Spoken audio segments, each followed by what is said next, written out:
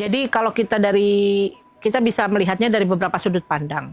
Kalau kita dari sudut pandang prosesor, ini sangat tidak bisa dikontrol. Jadi salah satu faktor produksi itu kan cost controlnya itu ada di bahan baku, ada di biaya produksi, biaya sortir, kemudian biaya packing, sampai biaya shipping. Di tataran prosesor itu sudah bisa dikontrol. Namun di bahan baku yang notabene adalah di rantai supply yang pertama, yaitu di petani, ini tidak bisa dikontrol. Kita tidak pernah bisa prediksi masa panen tahun depan, itu harga kopi di awalan panen dimulai harga berapa, nanti panen raya berapa, panen akhir berapa. Sementara transaksi kita sebagai produser atau seller dengan buyer itu sudah harus pasti. Harganya per kilo berapa sih? Sehingga kita bisa mengikat kontrak dengan harga yang lebih pasti. Nah, ini bisa terjadi dari beberapa faktor. Ada spekulan-spekulan yang bermain di level grassroots yang memang mereka sengaja membuka harga tinggi di awal panen untuk supaya mendapat supply yang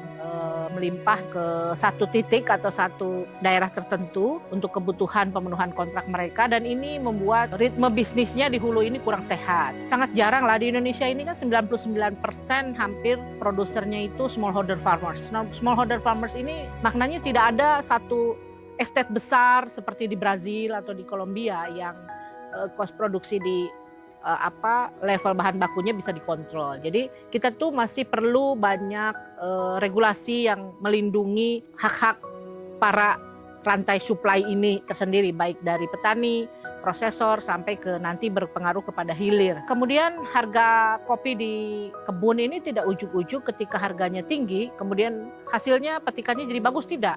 Semakin harga ceri kopi ini tinggi, petikan semakin jelek. Kenapa? Karena memang petani ingin buru-buru memanen hasil kopinya. Beberapa kemungkinan. Pertama, ingin segera dapat uang cash, meskipun petani juga tahu bahwa kalau kopi yang kurang matang density-nya juga lebih ringan, ya. Beda dengan kalau jual kopi dengan petik merah, itu pasti lebih berat. Atau yang kedua, ada fenomena kalau tidak dipanen sekarang bisa jadi hilang, dipanen sama maling kemudian hari. Nah, itu yang terjadi sekarang. Kopi ini karena demand-nya tinggi, menimbulkan dampak-dampak yang cukup beragam di level grassroots, terutama di hulu industri kopi. Selamat pagi, Assalamualaikum warahmatullahi wabarakatuh. Perkenalkan, nama saya Rani. Saya prosesor kopi dari Java Halu Kopi. Java Halu Kopi ini adalah prosesor pasca panen kopi yang kami menanam kopi di kebun sendiri, kemudian memproses pasca panennya dengan standar SCA, specialty grade. Kita menanam kopinya di Gunung Halu, maka dari itu kita namakan Java Halu Kopi untuk mengingatkan kita ini dari Jawa Barat, menanam kopinya di Gunung Halu, dan menjadi brand Java Halu Kopi. Ada satu hasil penelitian bahwa perbandingan produksi kopi dari buah ceri ke green bean, 5,68 kilo ceri menjadi 1 kilo green bean. Tapi ternyata kalau di kita tidak bisa seperti itu. Beberapa tahun lalu, 5 tahun lalu masih bisa lah. 7 kilo ceri bakal jadi 1 kilo green bean. Tapi sekarang itu sudah berubah lagi. Karena memang satu climate change sehingga density kopinya juga berubah. Dia lebih ringan. Kemudian pola petik atau pola panen juga yang tidak disiplin, sehingga mempengaruhi kepada rendemen kopi, sehingga sekarang rata-rata 1 kilo green bean itu terdiri dari 8,5 kilo ceri kalau di specialty grade. Selain itu, pemilihan mesin itu sangat penting. Di specialty grade itu per 350 gram sampel itu harus minimal ada 0 primary defect, baru maksimum 5 secondary defect. Bagaimana defect ini bisa kita kontrol? Itu adanya adalah di sorting dan di proses pasca panen. Yang pertama, penyumbang defect terbesar adalah di pulper. Pulper ini kalau kita tidak perhatikan bagaimana kalibrasi mesin pulper, kerugian kita bisa 10-15% di level pulper. Dia akan, biji yang sudah kita sortir bagus itu akan terkelupas, atau dia akan pecah, atau dia akan terbuang ke belakang. Jadi pentingnya knowledge tentang kalibrasi, dan pentingnya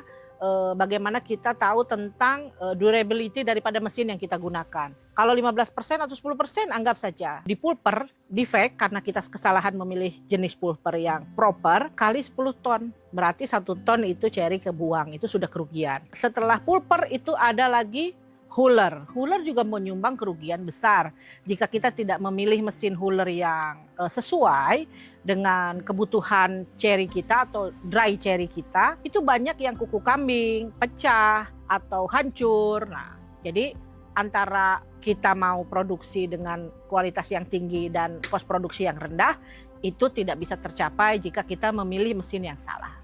Kalau di pulper itu sangat efisien ya, karena hasil gilingan itu sangat sedikit yang pecah, sangat sedikit yang terbuang ke belakang. Kita menggunakan mesin pulper vertikal pulper. Di huller juga demikian. RPM-nya kita bisa atur. Kemudian satu huller juga bisa kita gunakan untuk kopi wash, honey dan natural. Penggunaannya cukup mudah, pembersihannya mudah, instalasinya juga bisa dimengerti. Kemudian penggunaan energinya juga tidak terlalu besar. Ada juga penggeraknya dengan bensin. Jadi menurut saya sih pilihan yang sesuai. Kita diharapkan menjaga dan meningkatkan kualitas, tapi juga kita harus mempertimbangkan juga cost production. VNT menurut saya sih pilihan yang sesuai untuk kita sebagai prosesor di Indonesia. Dengan kontur yang produksinya pun bisa dipilih. Jadi ada mulai dari kapasitas 300 kilo, 500 kilo sampai 1 ton, itu bisa bertahap sesuai dengan kebutuhan, itu bisa dijawab oleh VNT. Kalau saya sih karena saya ini prosesor perempuan, saya juga bukan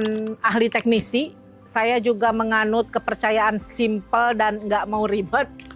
Yang utama adalah service ya, jadi service after sales itu yang utama. Sebagus apapun mesin, sebagus apapun brand, ketika tidak ada prinsipalnya di Indonesia, dan kemudian after sales-nya, service-nya itu juga tidak kuat, mungkin itu tidak menjadi pertimbangan utama. Karena ketika ada trouble, kita bisa komunikasi kapan saja dengan timnya Sudijaya. Ketika kita mau konsultasi nih, mau upgrade atau mau konsultasi ingin beli mesin parsial atau satu line atau bagaimana, juga informasinya cukup informatif. Jadi bagi saya itu yang utama. Selain memang rekod daripada mesin brand VNT-nya itu sendiri memang cukup baik ya di teman-teman prosesor yang lain yang sudah saya kenal. Kita masih bisa tetap eksis di industri ini tentu berkat bantuan teman-teman untuk mensupport kita, mensupport industri kopi ini tetap ada, tetap sustain.